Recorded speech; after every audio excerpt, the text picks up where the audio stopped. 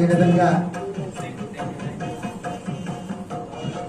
మనందరికీ నిరంతరం ఆత్మబోధన చేస్తూ అత్యంత స్థాయికి మన ఎదుగుదలకు ప్రతి ఒక్కరోజు నిరంతరం శ్రమిస్తున్న మన యొక్క సార్ గారు కూడా మనందరి తరఫున అదే చిట్టిగోపాల్ సార్ చేతుల మీదుగా మన సార్ కూడా చిన్న సిరి సన్మానం చేసుకుందాం. ఆయనకి 2 కష్టమండలు తెలుసు, కానీ ఈ ఒక్కరోజు కోసం రిక్వెస్ట్ చేసి బతిమాలంటే అది కూడా ఒప్పుకోలేదు, మౌనంగా ఉన్నారు.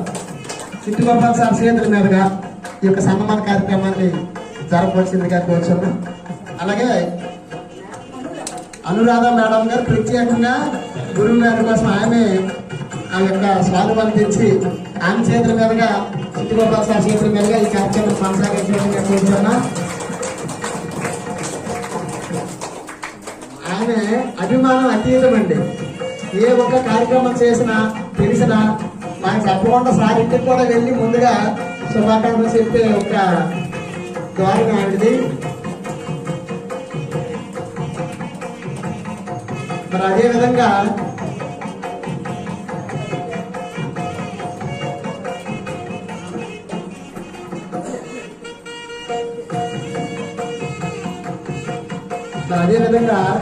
అల్లం లక్ష్మి గారండి.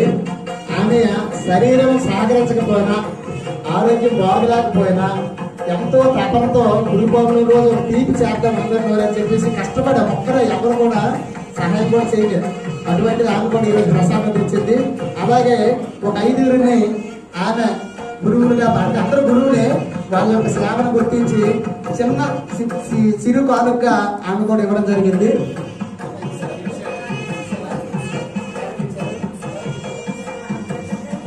చిట్టన్న గారికి ఒకసారి పైకి రండి సార్, ఒక నిమిషం.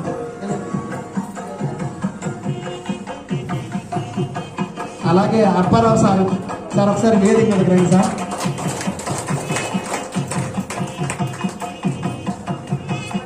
అలాగే రాము సార్ కూడా